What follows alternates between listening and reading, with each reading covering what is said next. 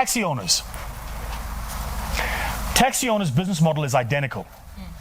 By the way, I would love to write a book on taxi owners, man. I tell you why, guys, because I actually think there's more to learn from them than there is from MBA classes. Let me break this down for you. Think about the genius of these guys. Just let me wax lyrical a little bit. I'm sit here like my uncle. So, let me break it down for you. These guys understand CapEx because they have to get capital up front, spend capital expenditure on a large asset called a taxi. Yeah? So they go and they buy a large asset called a taxi.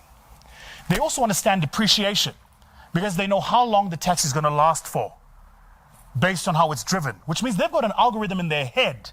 They've just never put it down on an Excel spreadsheet or a macros. It's there.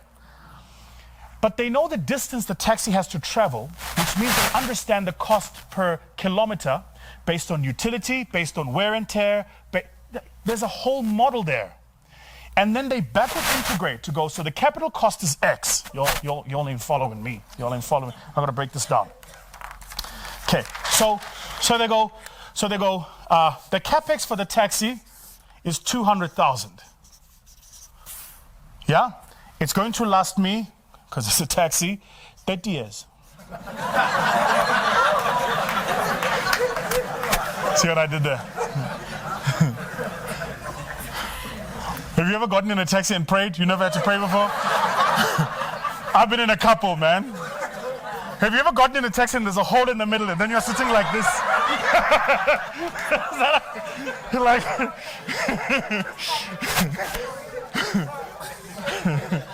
Yeah?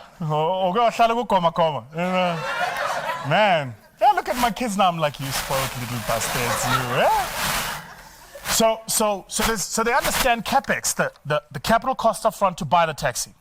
But they also understand utility, which is the timeline on how long to use the taxi. But a taxi doesn't run on water. So it means they understand the cost then, over this period of time, of fuel. And they have to understand the cost of tires.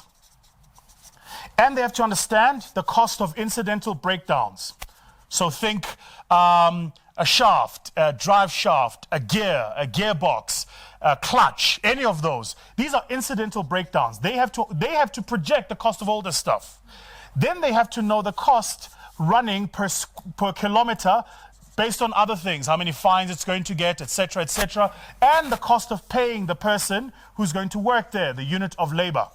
They take all of these costs down, divide them by the number of days that this taxi is going to run, and then divide that by the number of customers per day, and then divide that by the number of trips per customer, and then they give you the cost per ride.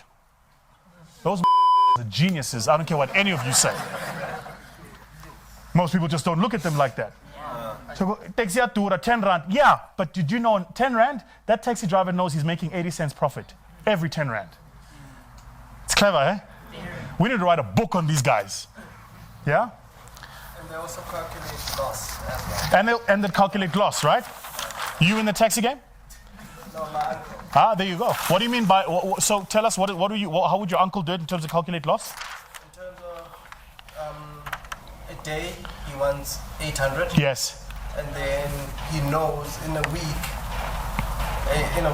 he pays 900 to 1,200. Got you. But he knows that the driver after hours, he's scheming off money. Sure. Sure.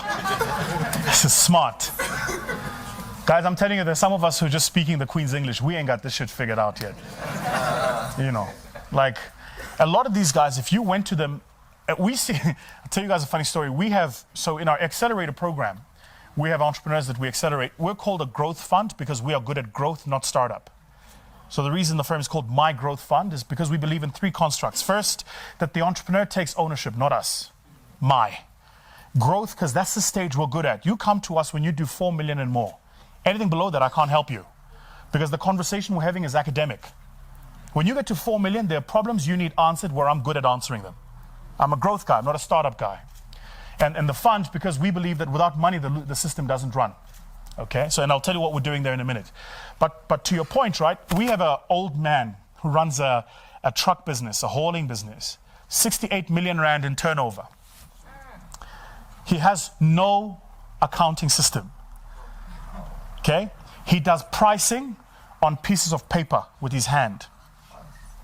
And he's been running this business for 32 years. 68 million. All of his trucks he owns. Hakoloti fokol. All of his trucks he owns. So he's been in the program for about a year, and I've been saying to him, you've got to automate your business. I said to him, you've got to take the stuff in your head, you've got to put it in a system. He doesn't want to do it. And then he fell ill. And he was out of the business for 6 weeks. And business stopped. So now we're working with him on automating. I said to him, how do you, because I was asking him a simple question, like when you get a delivery to move, I don't know, vegetables from Kwakwa to Libuaho, how do you price that? And he explained it to me, and I think I've proven I'm fairly intelligent. Halfway down the conversation, my eyes just glazed. It felt like I was watching Bafana Bafana. I was just like, I'm done. Yeah. Very intelligent. It's, never make the mistake of misunderstanding education for intelligence. Yeah. There is, although subtle, a critical difference. There are a lot of educated fools in the world, guys.